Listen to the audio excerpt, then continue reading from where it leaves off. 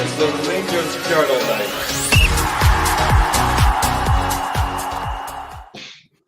Good evening, ladies and gentlemen, and welcome to the Rangers Journal. My name is Doug, and we are happy to welcome you back this evening to a part two, something that we don't do very often, but we've got a bumper two-parter of exploring the club's strategic outlook and how we think we can build on the income of our new owners, or the incoming of our new owners, and on their income, but on the incoming of our new owners, and as I say, hopefully the long-term strategic planning of the club. We touched on a number of things yesterday. We looked a lot at the idea of succession planning. We talked about or touched on youth development. We discussed the club and the training model, the coaches. And this evening, we're going to sort of expand a couple of those topics a little further. We're going to sort of finish what we ended on last night, which was sort of looking at the actual idea of succession planning as a business. We're going to deep dive into sort of youth development and how that can work for the club and how we can improve that, as I think that's one of the biggest things that we can look to improve on that can make a real big difference to the outcome of the club. We'll touch on emergency planning. We've got a manager under heavy pressure. What are we going to do if that pressure breaks? And then we'll sort of summarise with a little bit of risk and reward and get the guys' final thoughts. And speaking of the guys, I've got three lovely looking fellas that are going to chat to me this evening about all these great topics. First and foremost, to my right or left, whichever side, depending on how you're looking at it. I've got Ryan. How are you getting on today, bud? Doing fine, buddy. I'm doing fine. Looking forward to Saturday, the last chance saloon. That's it. All the internationals done. Back to business. I actually, funnily enough, I was watching. I came across this random video the other day. It was an American reacting to the Old Firm Derby. It was one of those, biggest derbies in the world videos. And who popped up halfway through on the video? But your good old self. I was like, oh, I recognize him. So yes, that gave me a wee surprise. Directly below me, I was on for Monday night on the members video. If anyone watched them, we've got Jock. How you doing this evening? I can't complain. A bit like Ryan, I'm just looking forward to Saturday just to see how the new signings bed in, particularly after a very fruitful international period for some of our players. Absolutely, we had some excellent performances last night in particular. And to my diagonal, last but certainly not least, we have Ross, one of the many, but one of the great Rosses. How are you getting on, mate? Very well, very good evening. Glad to be up there in the upper echelons of the multitude of Rosses that we have here on the Rangers Journal. Ready for, like I say, I think we're ready for Saturday for a hopefully not being brought crashing back to reality after what has been an eventful international break for Rangers players. So yeah, I'm really looking forward to it, and I'm looking forward to tonight as well to get stuck into some more of the good topic that you brought up last night. Yeah, so I'm definitely looking forward to Asgard popping 4 in against Hearts. That'll do nicely. How gutted must you be to get a 9.9 rating, score 4 goals, and you're still not man of the match? That's been an absolute killer. I noticed they managed to find a second match ball for him, so that's fine. But as I say, we're not here to talk about players tonight, as fun as that would be, given some of the performances, as we say. We are here to talk about succession planning. So start us off with a slide that we ended on last night. We didn't get much time to cover it fully, so I thought we would start where we finished off, going from here. So at the end of the show last night, we talked about, as I say, the idea of what is succession planning. Succession plan is something that should be a flexible and never final plan. Something that's I talked about the idea of a living document, which one of those business buzzwordy phrases I'm not necessarily a fan of, but it's just basically a plan that you should always be revisiting. And we sort of talked about that and touched on last night. And I did a little bit of looking into that, obviously, in anticipation of these pods, and these are the kind of the key steps that I've pulled out from my research to make a successful succession plan. So number one is to identify your key roles. So these will primarily be the roles in your business that have oversight. So department heads, for ourselves, directors, your managers, your manager, or head coach, or whatever title you want to give him. And I will also include our coaches and our youth development coaches that set the direction of travel for those things as well. You need to know, where these key roles in your organization are, how they affect your organization, and how the difference within those positions can affect your business if you change anything. So, for example, we've had in recent past roles that seemed like they kind of overstepped one another, and people that seemed like they kind of had the same job but not quite. Niles Copman's job sort of went from one specific thing to then having a bunch of things in it to then sort of shrinking again. So you need to have defined roles and understand these roles that are in your business. The second thing there, define your future. So how do you think your team will look a few years into the future? So I tend to say maybe 5 years in this. Look at the people you have in those key positions that you've identified and think to yourself, will these people still be here? Do you have folk that are looking to develop? Are they younger, looking to develop, and potentially therefore are likely to have moved on? Do you have older people that might be retiring? And things like that, looking at what could be changing in the next 5 years, as well as what are your plans for these positions? Do you have plans to change anything? Are you bringing in, for example, a director of football that you're planning, and things like that? So know what you want to be coming in that time. Obviously, you'll have things that you can't plan for, illnesses and things like that, but you want to look at the things that you can plan for. Number 3, map out your key positions. So you can't identify successors if you don't have a solid handle on what those positions are.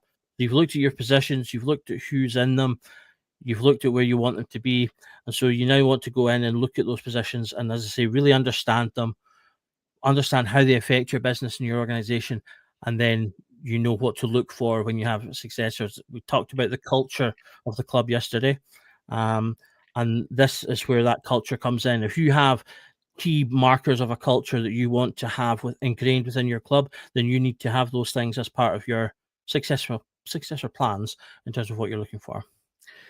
Number 4, know your options. Are you going to hire externally? Are you going to hire internally? Are you going to split roles out? How are you going to cover responsibilities if those people or positions change? So, for example, we've done both. We have criticized the club in the past for internally hiring people or promoting people that maybe didn't necessarily have the skills required. We've obviously brought in people like Niles Copman, and then changed his role as he's been here within quick succession. So you want to understand what your options are and which of the options you think you want to take.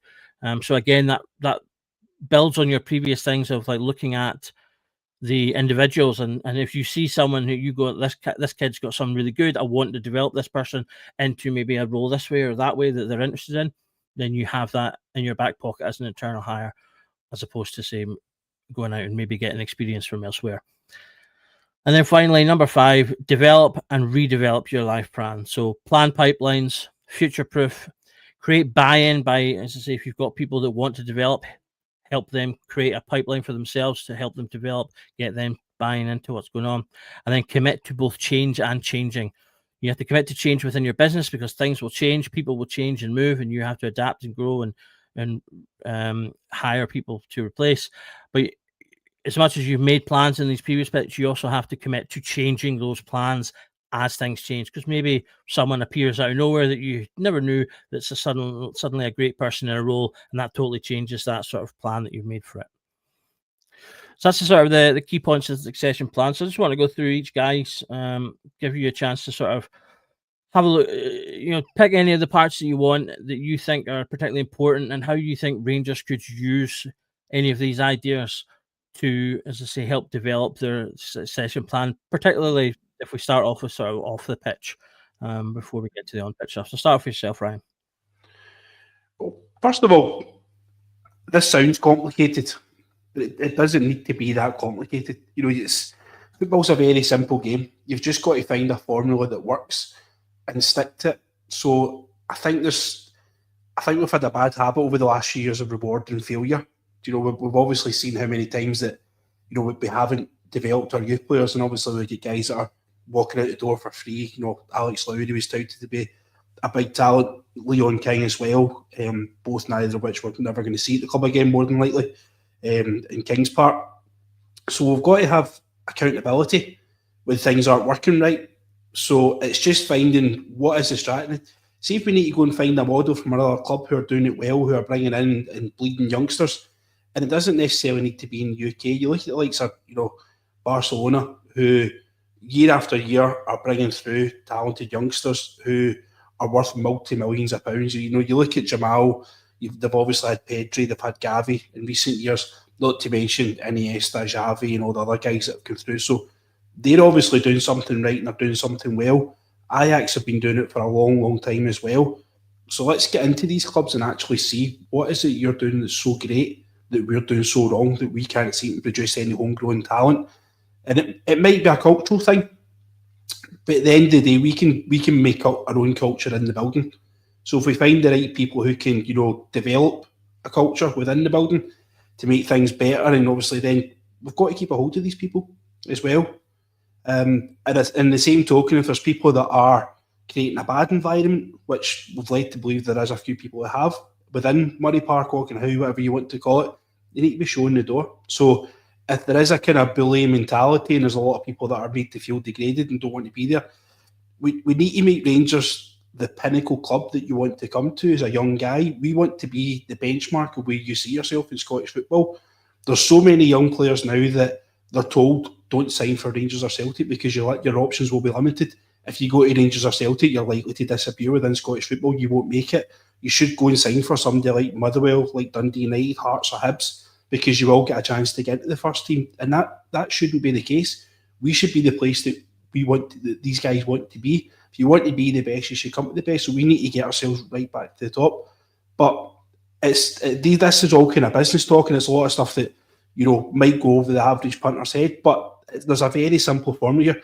You need to find somebody up the top who can run it, who's really good, who's going to look after them, and who can mould themselves into multiple different characters, who can talk to young people, who can talk to parents, who can talk to professionals, who can talk to physios and doctors, all these different people, agents especially as well. So you just got to kind of get the right key thing, and you just got to identify who these people are and find the talent. Absolutely. Ross, Ryan touched on a couple of really good points there, and in particular, I want to kind of pull out the one about leadership from the top down, having someone that can set direction and implement whatever kind of plan you're going to have. We criticised a lot of the previous board for not really having that kind of direction. They were very reactive rather than proactive. Are you more hopeful that we can get something more proactive from the current board? You would like to think so. I think that we've all been open and honest on pods and across the Rangers support widely over the last, especially probably the last 12 months or so, that there needs to be wholesale changes from top to bottom, because the way that it was run was not good enough in terms of obviously just the whole management of the club and the emphasis of rewarding failure. I couldn't agree with more in terms of guys being, essentially promoted and given more responsibility, not always through just through hard work, but through necessity, because we just have so much change, and you're having guys running departments who are not remotely qualified to do so. And when it comes down to the nitty-gritty of it, like I say, if you've got bosses in any line of work that you don't think are qualified to be a boss, then you're not going to want to try for them either, if that makes sense. Do you know what I mean?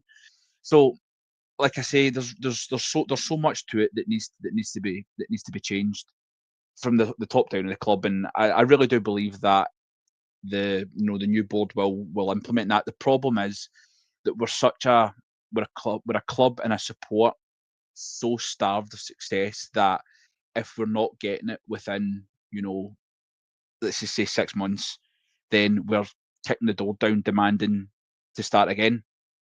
And it's difficult to admit that we do have to have a bit of patience, something we're not known for. And the problem before is that we had a board that was reactive and was saying no, that would, instead of saying we have to build the bigger picture and be a strong leader and say this will work, but we need to take these baby steps first. They would say it. They would give us a lot of keywords. I always think back to the kind of now infamous John Bennett interview post the 2023 summer. Yeah, 2023 summer, talking about we've signed players not for 5 weeks, for 5 years, and then within 3 months the manager's been sacked, and half those players have they've not contributed to the club. That was poor leadership because, they were reactive to the support.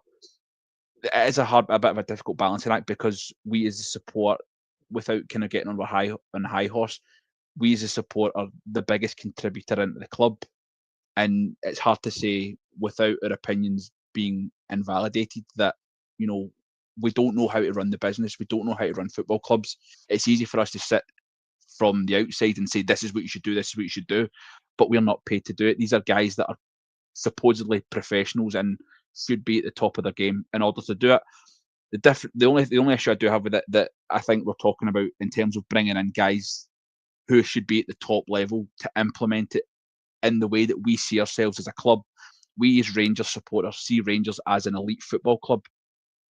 And because we are historically, but where we are in the food chain and football clubs, we're far, far down the pecking order. And the guys who are at the top of that game to implement these styles and these philosophies and these things within the culture of a club are at bigger clubs financially. I'm not saying bigger clubs in terms of history, but the best player, if you look at, and I'll give you an example, he's not there anymore, but when Manchester City were trying to build themselves up as an elite club, they took Sixty Begistarian, from Barcelona to be their head of, he was a director of football, and he was the best in the business at doing it because he turned Barcelona, in the kind of late 2000s into the superpower, and he helped Manchester City become that. We can't do that.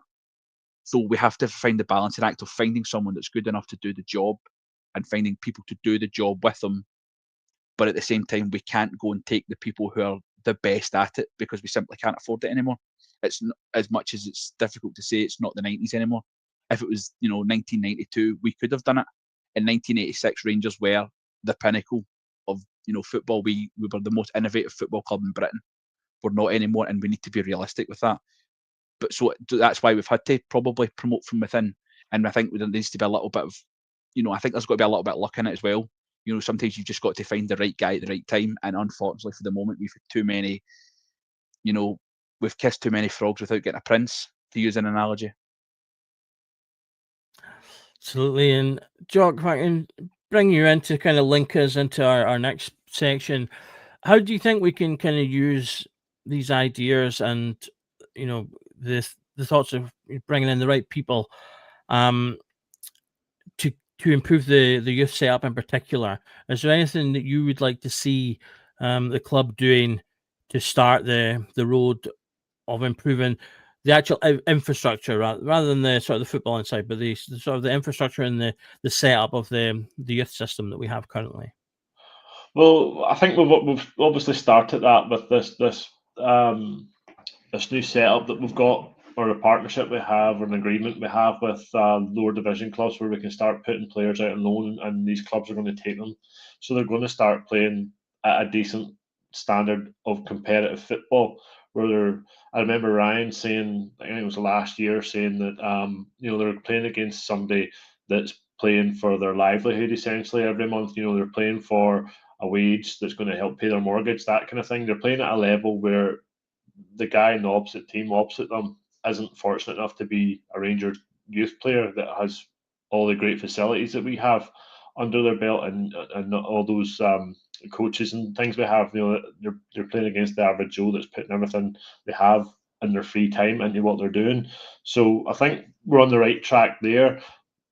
I think one of our issues is the demand for success at our football club is that high that I think promoting from within and giving youth a chance, managers would rather have the 3 points and rather keep the youth guy on the bench if the seasoned pro that's been there, 300 appearances, whatever, can do the job over the youth guy.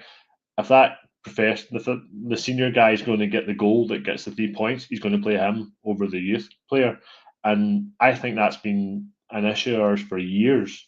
And granted, I think the other team and the City have been able to sort of progress their youth players more because they're winning games better. They're 3 or 4-0 up regularly in games where they have the luxury of bringing on players and giving them a sort of route. They can say, right, okay, we're going to go and hammer the next 3 teams and 3 or 4-0 easily, I know I'm going to get a game. Or the managers came to me and said, I'm going to use you in the next couple of games because I know we're going to probably be quite comfortable. We just haven't been able to do that. We've been struggling to put teams away over the years, and I just think it's one of those things where the youth team in that sense has struggled because the first team has struggled, and the two go hand in hand, if that makes sense. So I do think we're on the right track. I do think as Ryan says, I do think we need to look at other teams, particularly around Europe, because there's teams around Europe that have no trouble bringing youth players through and have no fear of playing youth players at every level and in big games and in games where they need to get 3 points and in games where it matters because they trust them. I think it's a trust issue we have. I think we mollycoddle some of our youth players. Where if you take Curtis for an example this season, high pressure Champions League game, we need something. And he has the ability. If we have bringing through youth players that have that ability and have that, can produce moments like that, we should be giving them a chance. And I just think we need to find that balance. And I think we're probably on seeing the early stages of that now. It'd be interesting to see what happens next season when the players that have went out on loan this season, see when they come back and see if they're able to force their way into the team. And then you'd be able to then gauge how successful the first year of this new project that we have going is. Absolutely, some great points there, and I think a couple of these are mind readers because you're touching on things that we're going to be coming to as well. So excellent stuff. I want to throw out a question that's in 2 parts and just get a very quick answer from you to start with. So I'll start with you, Ryan.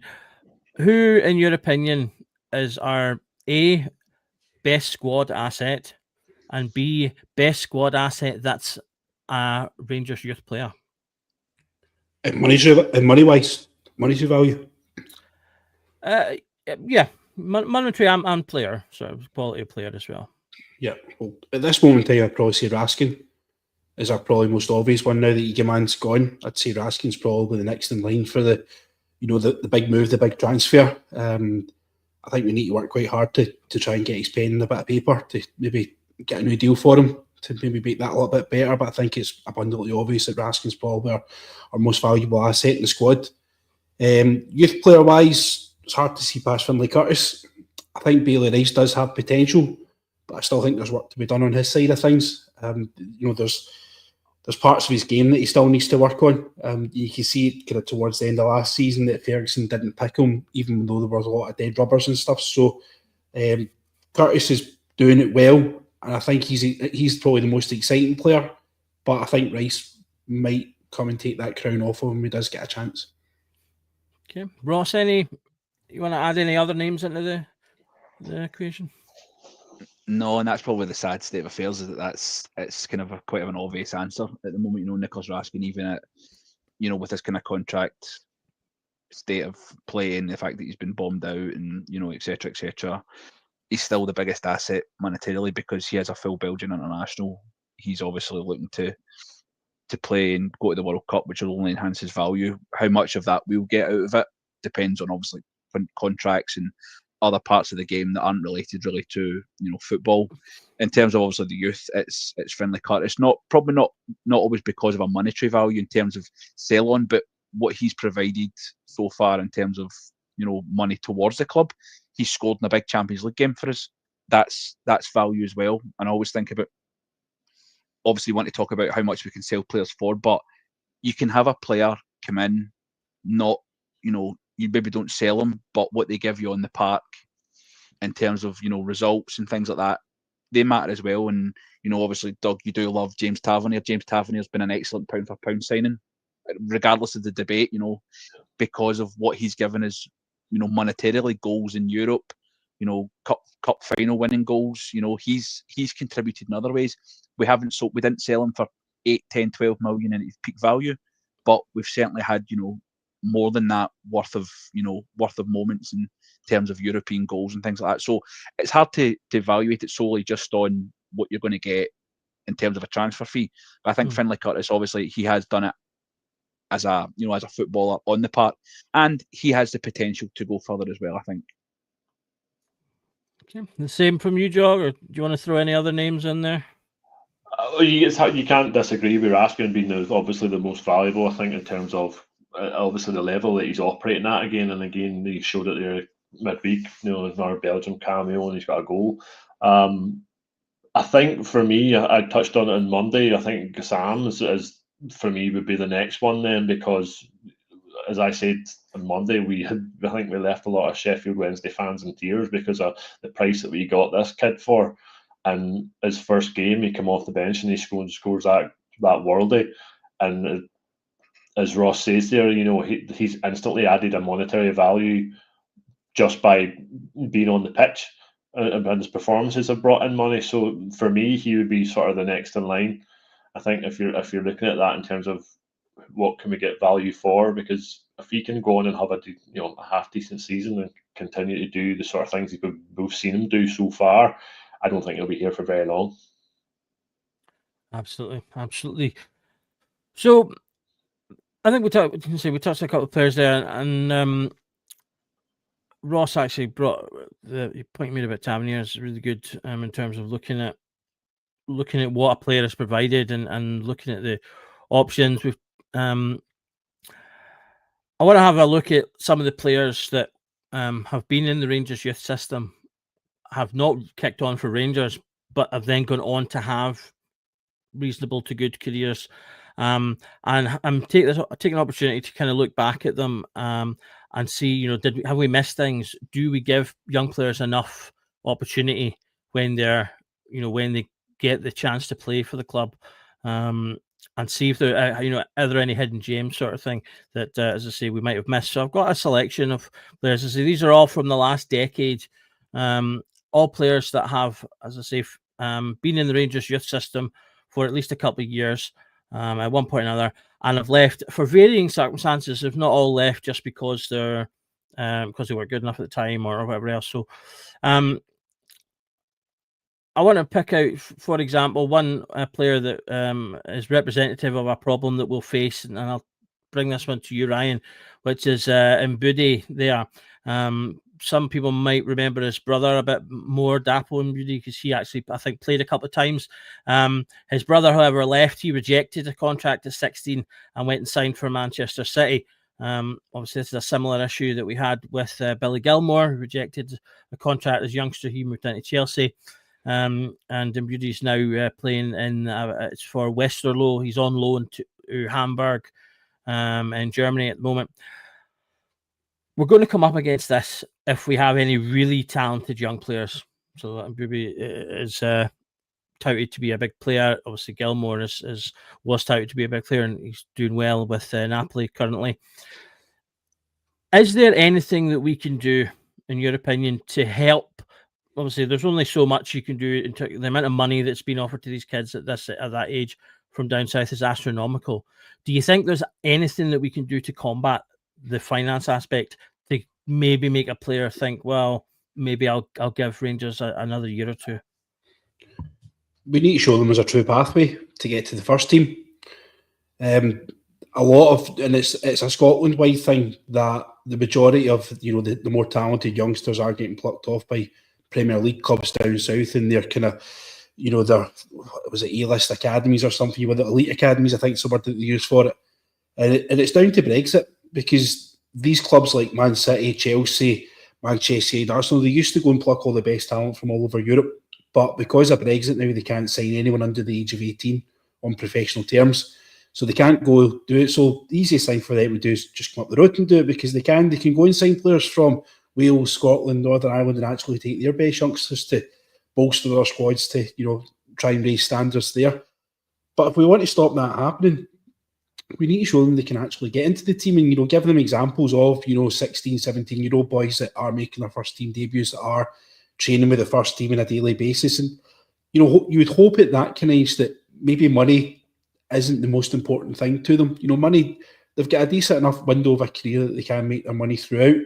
But the most important thing is that they get their boots on the grass and they actually go out and make a name for themselves first of all.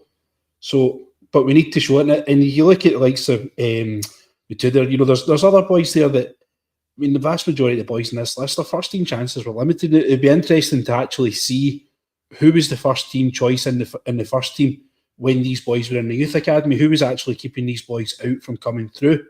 So that would be kind of maybe an interesting comparison, because you might be able to actually understand that this is why they never came in, because, you know, likes of Ross McCrory was trying to get into a centre midfield that involved Ryan Jack, Glenn Kamara, players like that who obviously went on to a Europa League final. So you can maybe understand why Ross McCrory didn't ever actually break into centre midfield at Rangers, and obviously went away.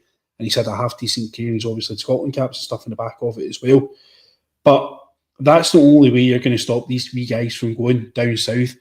And it's trying to keep control of their agents as well, because their agents are going to be in the rear. And that's probably the biggest driver, is they get these agents and they're driving about in fancy cars with the big fancy watches. Wee man, come on down south. I'm going to get you a big move. You'll get a big fancy house, blah, blah, blah. And you're going to be the next big thing down south. And I'm going to take you down now. Yeah. And it's hard to say no to that to some of these agents, because if they've got track records, they look at all these guys they represent. Next thing you know, they've got one of their other clients on the phone saying, listen, how come you're not going into Man City with this guy? What's your problem here? And a lot of pressure gets put on them at such a young age. And they get into the parents' ears and stuff like that. And sometimes the parents get a wee bit of money out of it and stuff as well, which I don't know if that's always on the books. So it's difficult. But it's hard to blame them when you look and say, well, I can't get a game for Rangers, so why would I not go down and try that? Absolutely. I'm really starting to think you've somehow been looking at my internal notes here, because my next question is framed around what Ryan said there, Ross, about do we let players go at the right times in comparison to who is also there? So the player I wanted to kind of highlight with yourself was Liam Kelly, who's obviously returned to Rangers in the last year. He left the club at 21, having spent obviously his youth with the club, being a Rangers fan, and he's gone on. He's played the best part of 200 games in the SPL, the majority of them for Motherwell. A perfectly decent career before coming back. Now, he left us in 2018, and around that time, that was when we had Andy Firth, Jack Alnwick, Robbie McCrory, Wes Fotheringham, and then probably one of the biggest roadblocks you could get is we brought back Alan McGregor. When you see that list of goalkeepers, obviously McGregor aside, I don't think any of them are particularly better than Liam Kelly. Fotheringham was and is a decent goalkeeper. He's obviously went and he's played in the Premiership and things in his time, but you know he had his moments. And obviously, I mean, if we do include Alan McGregor in the conversation, you brought back what was an older goalkeeper, and we did get a couple of good years out of them. But that also could have been an opportunity to maybe, saying, for example, promote Liam Kelly. Now, we'll not get into the decision of the rights and wrongs of that. But do you think what Ryan's touched on there is a key issue? If you look at someone as well like Ryan Hardy, who's gone on and had a pretty decent career. Played in League One, the Championship, 250 appearances, 74 goals for Plymouth. Are we not giving players enough opportunities and playing others instead? For example, I've seen people in the comments talking about Kieran Dowell, for example.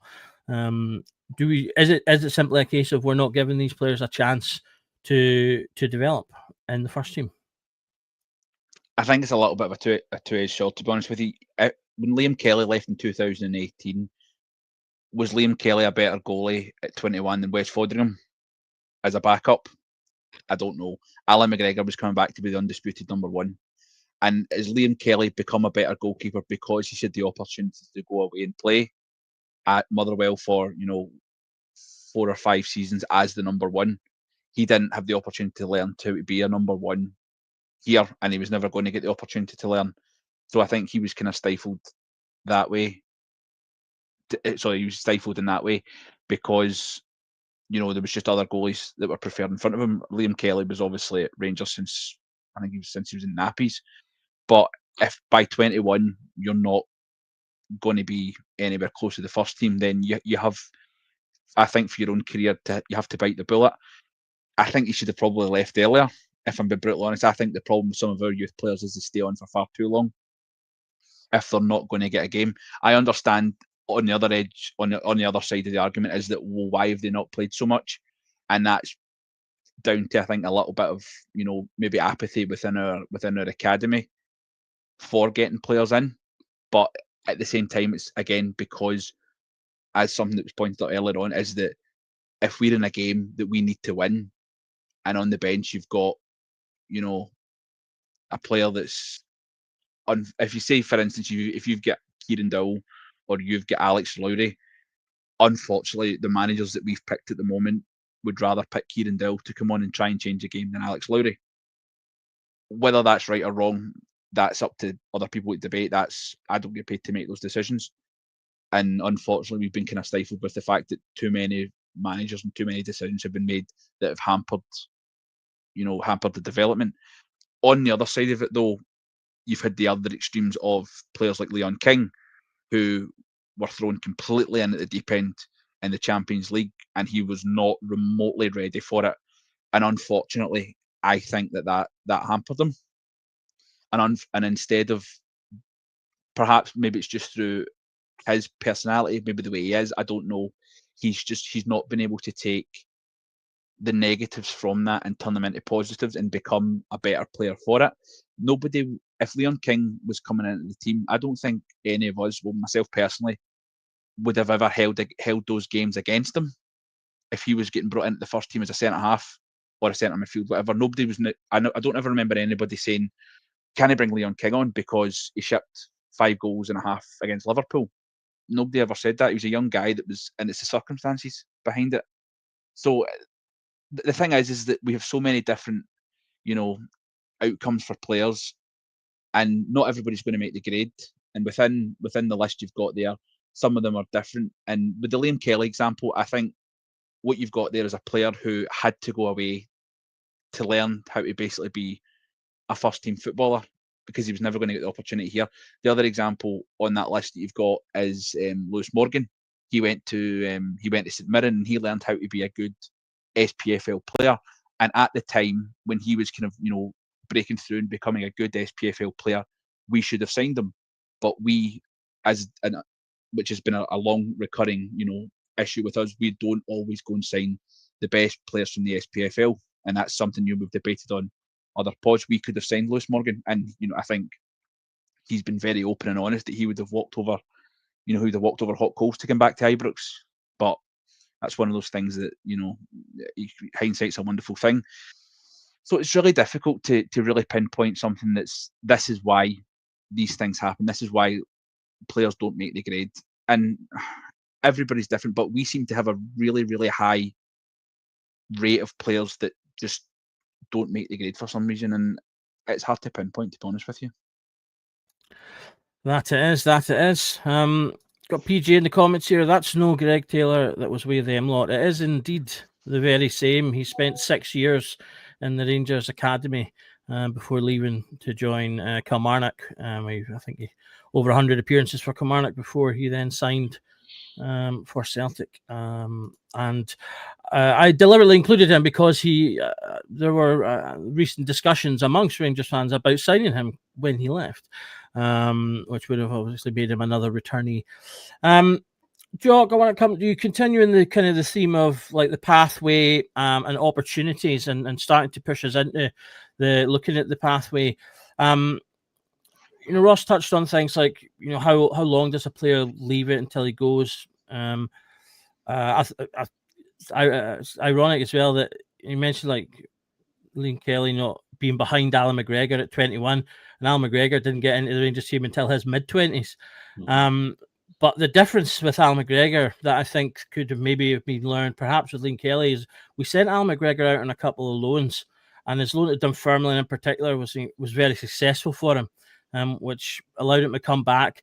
And although from a position initially of being third choice, eventually work his way due to injuries and a couple other breaks to the first team.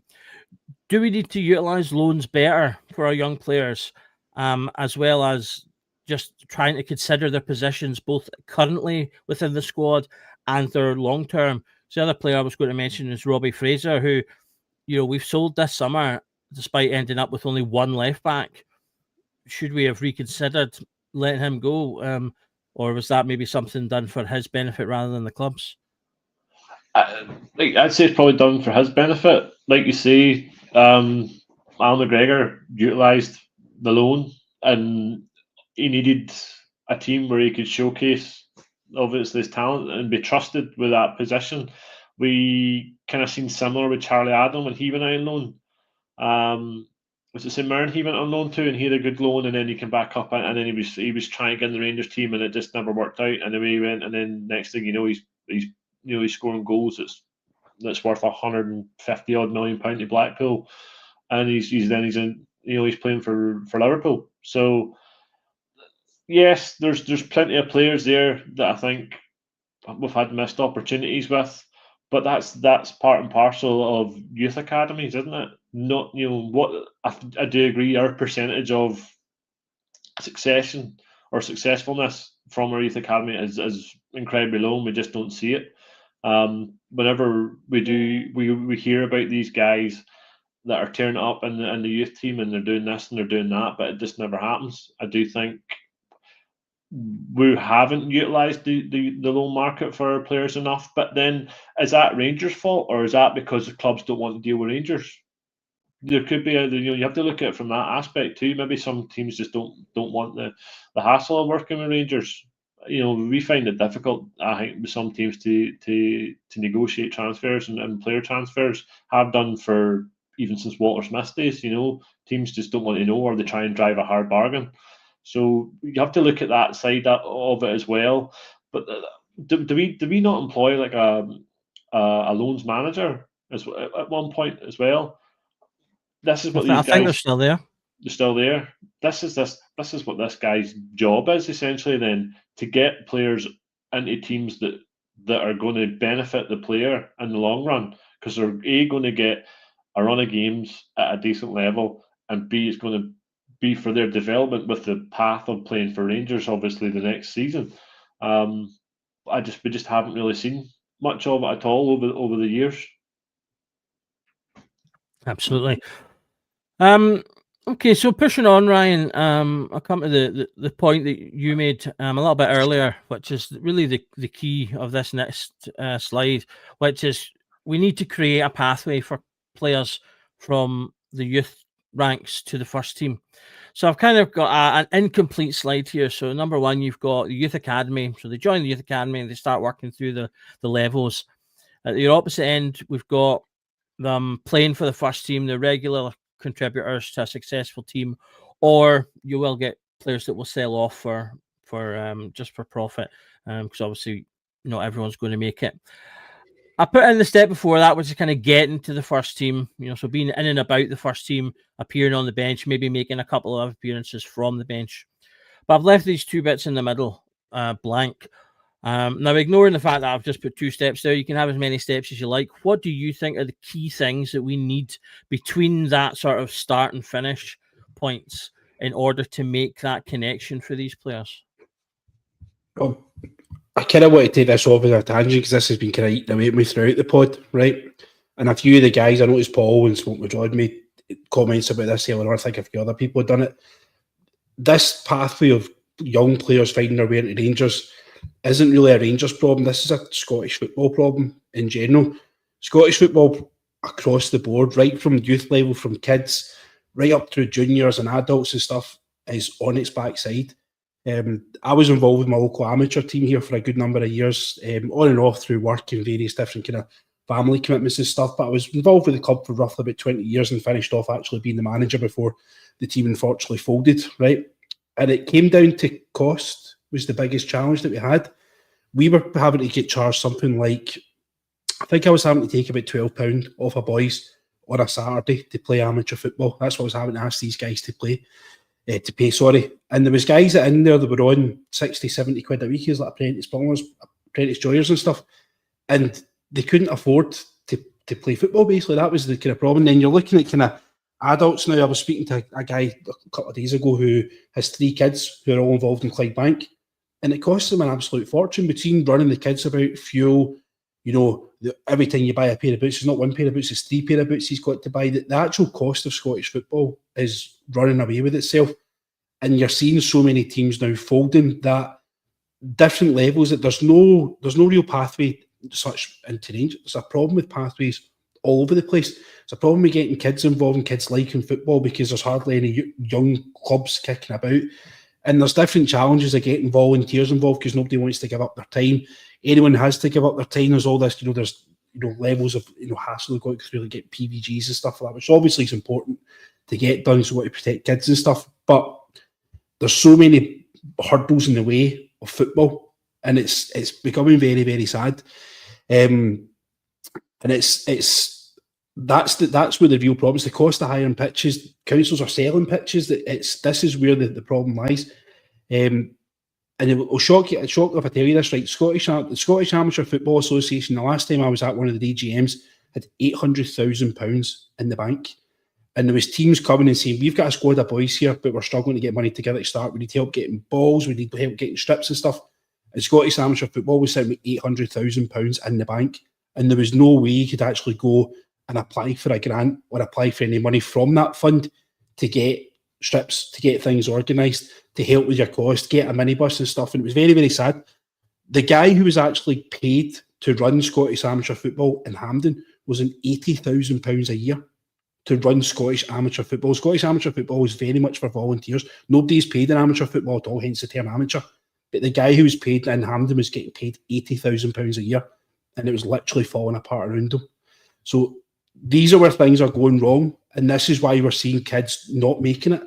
Because you could have the next Ronaldo, the next Messi sitting in the house, but they're too busy jazzed up to their PlayStation and onto their Xbox.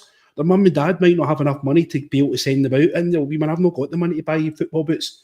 If you want to go and play in that club, that's £100 a month. I've not got that. £100 a month's a week's worth of shopping for me. I can't send you to do that. We need to get Scottish football back, and we need to get central government help to get football back on the map. And the national team, to a certain extent, is doing well. It's done better than it has done for a long, long time. They've got a half-decent chance of getting the national team to the World Cup for the first time since 1998. There's guys that will be watching this pod just now and girls watching this pod just now that have never seen Scotland play the World Cup, and that's terrible. That's very, very sad. And, and that's what gets kids interested in football. It's football being on the TV, successful football being on the TV. How many times when you were watching Wimbledon when you were a kid did you find yourself with a tennis racket in your hand? Because it was great to watch, it was entertainment. So we need to fix this. But coming on to your question, I'm sorry. Joining you said I'm developing through you. The second stage of that is offering them a home. Because if we've got this, we need to look after these kids. And I think that getting kids in an academic level, like seeing an in-house school where kids are actually any good and they can play football, they actually come to school with Rangers as well. So they do their I was going to say standard grades or O levels, Nat 5s, Nat 4s, whatever they are now. We get a school so that we're actually getting them in the house every single day. We're getting to see what their nutrition's like. We're getting to see how they're mixing and stuff like that, and we get to see them on a social level as well. So I think that would be something that we're doing it. And eventually, hopefully, we send these guys, if they graduate, get them into university. Ibrox, get a Rangers University on the go so that if they don't make it in football, they become academics. So, and that's been socially responsible for the guys because they might get a bad injury. You look at what happened with John Kennedy, obviously from the other side of the city, but John Kennedy had the chance of being one of the greatest footballers in Scottish football. But he buggered his knee and he lost it. But if he had an academic to fall back on, if he had a degree or a trade or something to fall back on, I think that's where it's responsible. And that's what I think might attract people to come to this, because if we look after people properly, it's not just about football, it's making good human beings as well as good footballers. 100%, and hold that thought. We'll be coming back to that as well. Ross, Ryan's obviously talked about, we've got systemic issues throughout, outside of the club. And in fact, I was going to say we could do a pod on that. I think we have done a pod on that. We could do multiple pods on that and still not cover everything that needs fixing. To pull it right in to the club for a moment, one of the things we talked about on the first part of this two-part video was the coaches, and we had a slide with sort of the youth coaches there, and the two main sort of people that are running the academy have both been, one has been at Rangers for just over 10 years and the other just under 10 years. Do you think that's a positive, or do you think that we need to be refreshing these areas more regularly, or if not, having one person that's there for a long time but bringing in more regular people with new ideas, fresh ideas, up to date techniques and learning and things like that? Or do you think having like these settled people for longer periods of times is more beneficial for that sort of section of the club? Depends on who you ask. But for me, if you've got I'm asking you. 2 guys, no. If that's the case, then no. If you want to have guys that have been there for 10 years, and let's say you said one's just over 10, one's under 10. So let's just say you get 2 guys that have been there for the best part of a decade, and what have the results been from that in terms of where's the evidence for that what they have put into place has been working? And there's very, very little of the. I don't know the exact numbers, but there's probably hundreds of kids that have come through the Rangers academies at all different levels in the last decade, and how many of them have made the grade at Rangers? You could probably count your fingers the real successes. Some of them have went away and made success elsewhere, and that's fantastic. And that's what you want. You want guys, and it's something that Ryan put there, that if they're not going to make the grade at Rangers, you want to have a fallback. And if you're talking about if they're not going to make the grade as footballers, then they have something else to fall back on. But if they're not going to make the grade at Rangers level, but they're still good footballers, they still need to have the fallback to be able to go and play at a lesser level. And that's something that, I think a lot of clubs do. And I think it's actually something we do have. I think it's been more of a recent implementation, is that we do have these, I don't know the term for it, but it's basically, you want to call it kind of aftercare for when players leave. They're kind of given, opportunities, and they're given contacts, and they're given an ability to try and still make their way in the game. And that's important. It's not just about the successes in terms of what we're putting out in the park. It needs to be successes elsewhere, but I still don't think there's been enough of that. We're still not putting enough guys through our academy who have made the grade at a decent enough level. There's far too many guys. If you probably go and look at the Rangers, I don't know, the Rangers under 18 team from 5 years ago, how many of them are professional footballers? I'd probably pander a guess that very, very little of them. I'd be astounded, if I'm being honest. So it's difficult, and just because a guy's been there for 10 years doesn't mean you should be in the job. If I'm being brutally honest with you, and I know we're a club that wants to, that wants to keep tradition and wants to keep standards, but if the standards haven't been there for 10 years, then that doesn't mean somebody should stay. And it's as simple as that. If you're not upholding standards that we as that we as a support expect from you, and that I think that the club hierarchy want to tell us that they're putting on to their employees, if they're not upholding it, then they need to try and make a change. And that's where it then goes back to the kind of overarching question that we've been talking about, is obviously the leadership. They need to take the bull by the horns and show the leadership and say they're not putting in what we expect the standards to be, so it needs to change. And there's obviously been long, deep-rooted issues with the academy that I think go far, far deeper than the last 10 years. I think you can go back the last 30, 35 years, if I'm being honest with you, that Rangers had any sort of really, really successful kind of youth policy. So it's difficult, and it's not something that can change overnight. But if you want to keep the status quo and expect it to change, then you're just you're barking up the wrong tree there. Absolutely. Joe, I'm going to push us forward a little bit here and ask you about our next thing. So we talked about, and some of the guys have touched on, that we need to find examples of who we can look at. So I found here, I've got some details here, I should say, of clubs that are successful at this.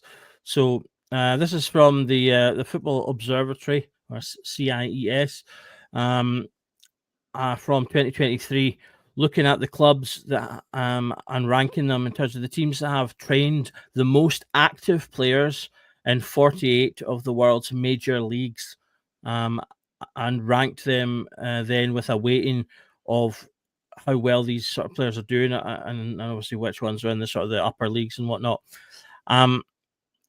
I think you see a lot of familiar kind of names in that list in terms of pods we've had before. Is there anyone that stands out for you? I think obviously at the top you've got Ajax.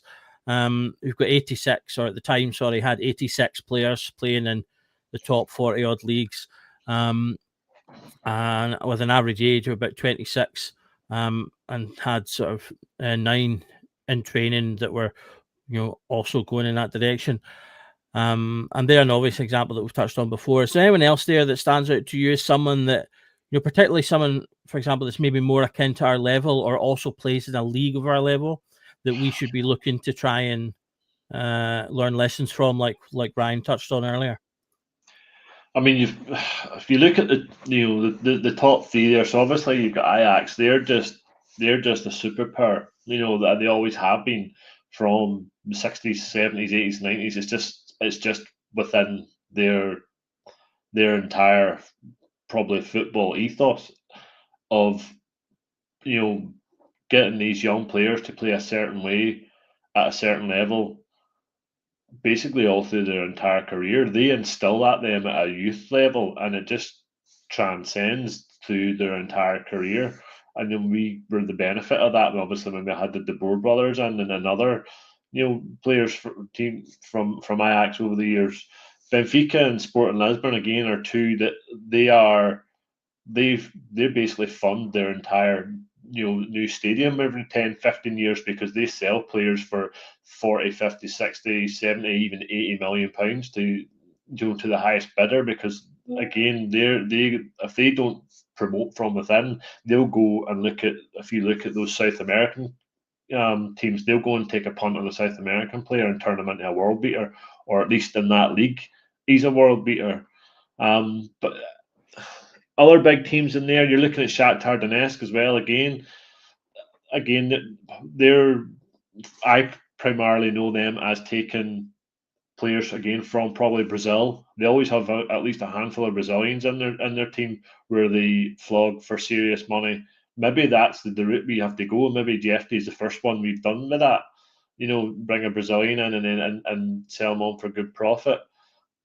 But that's the thing. There's not one British club in there, so we can, as Ryan talks about it, it's a Scottish football thing, but it might also be a British football thing as well, where Man United aren't bringing through what they were bringing through. That's another big club. They're struggling, and the ones that they do bring through, you can see it now. They play for Man United. Oh, we've made it. And then you've got guys like, take an example, you've got your boy Manu, who had a sort of relatively decent season last season, and has turned around and started demanding for $200K contract. The guy's flipping 19, 20, and he's nowhere near that level yet. So we need to be careful that we're not going to be doing the same in terms of we're spoiling players with massive contracts when they haven't really done much at Rangers Football Club yet. You need to be careful there. I'm struggling to see anybody in that list that's sort of our level, because obviously if you look at it's all Brazil, Peru, and you're looking at sort of Dinamo Zagreb again, a club with a rich history of bringing through quality players over the years that go on to do big things in Europe for bigger teams like your Barcelonas and your Real Madrids. You take Modric as an example there. We're just not producing players that get anywhere near that level. And I think we need to sort of maybe rein it back a bit and bring it in-house and just try and get players that are good enough for where we're at, that could potentially go to the next level, like a Premier League team. Nathan Patterson being the perfect example. Granted, it's not went the way he's probably wanted it himself, but that was the case and scenario. And the same with Bassi as well. We brought him in at a young level. We took advantage of that cross-border fee where we paid pennies for him, but we sold him on for big money. Those are the sort of ones that we need to try and get our hands on as best we can. Also, looking at what we have in house. But see, I'd love to see where Rangers are in that kind of chart, Doug. To be honest, to see because I don't even imagine we're anywhere near maybe the 30s in terms of trained at the club. I don't think we're on the chart. you could be going into hundreds before you get to that thing. But I'm very pleased that you ended the way you did there, because I picked out a team from that as one I did think was a good example, and it's the one that you just mentioned, Dinamo Zagreb. Dinamo Zagreb play obviously in Croatia, which is also a small country in sort of relative terms. Croatia's population, I believe, is somewhere about 3.5 million compared to Scotland, which is somewhere in the 5-6 million. So I mean, potentially even half the size of us. It's not a particularly rich league either, but Dinamo Zagreb have got one of what is rated as one of the best youth systems in the world. They've I put sort of a couple of key points here, and this is where you three get the chance to shine, because a number of the points that you have made tonight are in this list. So, you know, at the top there, they've won 18 out of the last 20 Croatian Premier Leagues. Super Sport and HNLs. They regularly appear in Europe. They've been their regular fixtures in the Champions League group stages. They do drop into Europa occasionally. When they have done, they do tend to do reasonably well and get into the sort of further parts. As I say, they're in a poorer league, so they've invested heavily in their youth development. And it touches on, I'll not read through the whole list, but it touches on a lot of the points that you have made about taking a holistic approach, not just focusing on the football, but focusing on the individuals as a whole, giving them schooling, helping them with basics of life and things like. A lot of the times we forget that footballers spend their lives so focused on football, they don't learn the basics like how to wire a plug or how to cook their dinner and simple things like that. But they cover, making sure that they know all about these things and bring that up. But they bring them up to be good people, not just good footballers, which I think one of you touched on as well. They have an aim to have 50% of their first team be academy players as well. Between 2008 and 2013, they made just over 40 million, which in today's money is just over 60. You can see the list of players there. Some top-class players. Look at Modric, one of the best midfielders in the world in the last 20, 30 years. I think that they are a perfect club to be aiming at, as I say, because they're not like a big club in a rich league that we cannot possibly mirror this type of things that those clubs have at their disposal, because they've more money or things like that, or more opportunities because of a much bigger population and catchment areas and things like that. What's your thoughts, Ryan? Yep, it's not hard. It's basically everything we spoke about. I mean, looking back in that list there, what I was kind of saying about, kids being stuck in the house on the internet, Xbox, PlayStation, stuff like that, it's not surprising that the vast majority of the teams that were on that list come from more poorer countries where, there isn't a lot of money kicking about. There's a lot better weather. You look at the success of the Portuguese teams. Like Portugal's probably one of the poorest countries in Europe. I think about 75% of the Portuguese population on their minimum wage, which is only about €800 a month. So kids are forced outside to go and play and make their own entertainment, and it so happens to be football for the vast majority of them. You look at Peru, Argentina, there's nothing here from England, certainly not Scotland, France, Germany. There's no Italian teams on that list there either. So you're looking at the countries that are a little bit better off, a little bit more affluent. They're not producing the players that you can see there. So there's no coincidence that, countries that have kids out in the street playing, 40-a-side football games are the ones that are still producing. So you can see it there. It works. So you just got to take this model and try and follow it. But if you're saying there's guys in the club there that are still in position, 10 years, they shouldn't be. It's as simple as that. You're underperforming in your job. If you're no good at your job, you shouldn't be there. And if the measure is that creating a pathway into the first team and you're not producing, well, if you're not good enough for your job, you should be gone. It's as simple as that. So there must be somebody out there that can take the position on and do it better and make the club more money. So let's see what happens with that. Absolutely. Your thoughts, Ross? Yeah, definitely. I something I know we've mentioned, and Ryan was kind of talking about it, and I didn't want to go into rant, but I don't think we can emphasize enough the similarities or the relationship between societal issues and football, especially in Britain. I've been to Croatia a few times, and obviously the coast is a far richer part of the country than inland. There are obviously places like Zagreb, but even in these parts of the country, Dubrovnik, Split, Rijeka, places that I've been that are beautiful. The kids within these kind of cliffside communities, anybody that's ever been there will know what it's like. There's football parks everywhere, and there's kids out playing. They want to go out and play football, and don't get me wrong, the better weather helps and these things. But if you look back to some of those players that have been mentioned there, Luka Modric, Luka Lovren, they came from a generation, where, if obviously anybody that doesn't know anything about Croatia in the mid-90s, it wasn't exactly the best place to be. The places were flattened, so there was lots of places to play football. If anything else, they could certainly play football because there was nothing stopping them from kicking the ball about.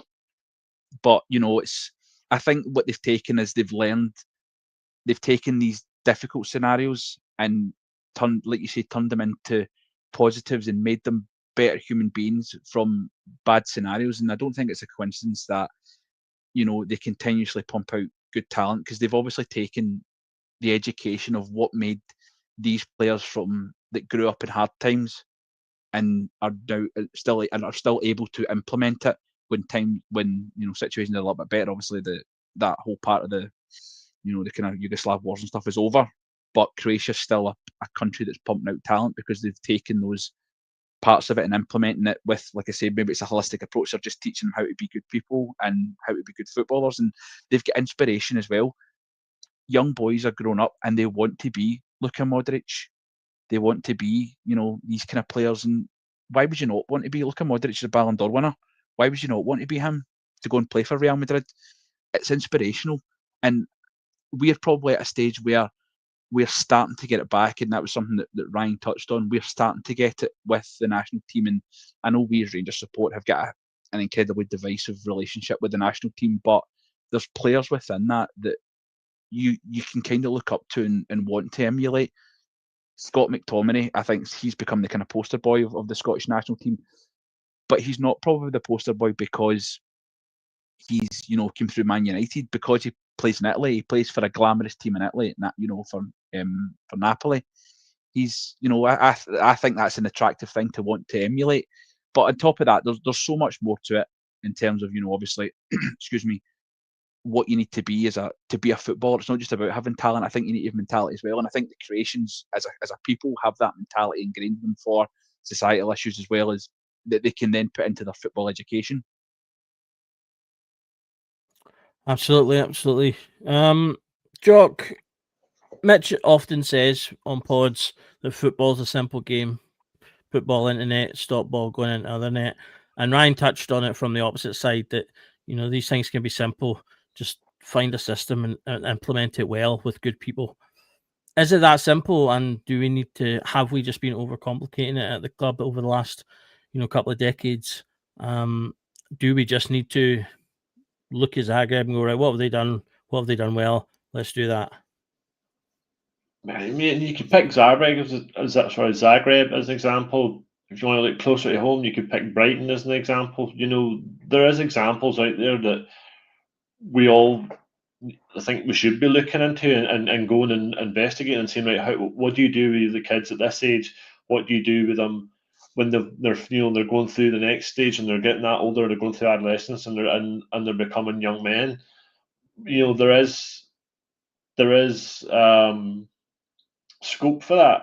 And as you like, obviously somebody from Croatia, as Ross talks about, is going to have a different upbringing, a different background, a whole different culture to compare to us, and we need to find the drive within youth at the moment that's not TikTok and Instagram or bloody Xbox or PlayStation 5, whatever, or FIFA, and it's all that kind of stuff. If you want to play for Rangers and you're good enough, the guy, these players, these young guys, I'm sure can do it. They just need to stick at it, and it's just we need to find the ones that want to stick at it and the ones that will persevere. And Curtis looks like one that's going to persevere and stick at it and do what he can. And that's it. We just need to. Yes, it's also about saying about basics, but as Ryan says here, there's a guy that's been at the club for 10 years, and and we're not seeing much success. But if we go above Rangers and we'll look at the top of Scottish football, there's a guy that's been there for how many years? in decades now, and we've not improved. We've, look at the failures we had with international managers. We had Gordon flipping Strachan saying that the guys weren't genetically good enough and we weren't tall enough and we weren't strong enough and all that. He was spouting nonsense. We can make guys strong. We can give them diet plans. We can, give them gym regime. We can provide them at Rangers everything they need to become successful. There is a part there that it has to be on the player side that they want to become successful. But I do think we do need to be looking higher as well, because there's somebody sitting on serious salary, and for decades we've sort of floundered, and it's only now, thanks to players leaving Scotland and going elsewhere, are they getting success and improving outside of Scotland that is helping the national team, or we're bringing players in that they're playing because of their granny's granny and all that kind of stuff. That's what's getting us success at the moment. It's not necessarily homegrown players. So there's a lot to take in there. There's a lot to dissect. But yes, it does fundamentally come down to basics of try hard, have the talent, determination. Rangers have everything there. The setup's there. The infrastructure's there. There's no doubt in that. It's just trying to drill it into the youth of today. And as we talked about earlier, we need to show them a path. There needs to be a path to stop them to stay with Rangers and not want to go down south, because that's where the big money is, down south and in Europe, isn't it? Absolutely. Couldn't have put it better. It is complicated, it is vast, and we have dug deep into it this evening. We're now at the just over 1 hour, 10-minute mark. So I'll wrap things up there. As I say, we've gone through loads of stuff. I could do an entire pod on the Dinamo Zagreb setup. I found loads of really good information. I highly recommend, if you're interested in that kind of thing, youth setups, the methodologies behind it and all that jazz, give them a Google. There's a couple of really good articles about them that you can look at. But we'll close things up there. I'll just put it around to the guys to give you a chance to say goodnight, and just finish on what your key takeaway is for the night. Ryan. Right. I would have something up in Murray Park, and this is something I used to do with the boys, the younger kids, when they used to come in and say, right, there's 5 Bs. If you want to make it in football as a young man, there's 5 Bs that you need to avoid. These are the 5 Bs that will ruin your football career. You need to stay away from birds, babies, bookies, buckfast, and burgers. If you can stay away from those 5 Bs, you've got a chance. And I remember one guy said to me, goes, how did you come up with that? What one of the Bs got you? Every single one of them. Sage advice there, sage advice. And yourself, Ross? It's hard to pinpoint what one got me. I think it was probably all of them, and booze and all the other Bs, and probably a couple of double Bs as well, but then we'll keep it as a PG show. Obviously, I want to just say as well, all the guys in the comments putting out their scheme, Tongs, Yabas and all that, is just bringing back beautiful memories and reasons why I never made it as a footballer, and the reason why they never made it at Rangers either. So thanks so much for that, guys. Yeah, the chat are always good for some banter. And Jock, for yourself? I'm just jealous of these guys because they actually had a chance. I was useless. I had 2 left feet and can barely stand. Too tall, too early, and no balance, no coordination. I tried to be a goalkeeper, and that didn't go down well either. So, yeah, as we talked, we just need to try and find the solution, and just try and get some sort of success after success after success. If we can do that, and then we can provide a successful pathway for players, and it might, as Ryan says, get agents pushing players to Rangers, because look, this is what you can do here, and this is what you can get from going there. So that's obviously the ultimate goal. Absolutely. So that just leaves me to say thank you on behalf of myself for everyone watching this evening. As Ross said, loads of great comments and entertainment as we've been going through tonight. Big thank you to the guys for joining me this evening and going through all of this. As I say, we could talk about it for hours, as there is so much to dive into. Only thing that's left for me to say is, if you are not subscribed and you're watching the show, then please do consider hitting that subscribe button, that notification bell that will let you know when we go live. We are live at least 5 nights a week, sometimes 6 or 7, and we have pre and post match shows for all of the Rangers games throughout the season. Lots of great content for you if you are a Rangers fan, or indeed if not, as some of you like to come and watch anyway. So yeah, thanks for listening to us this evening. Another great show, another good chat, and another reminder that every night is Rangers Journal night. See ya.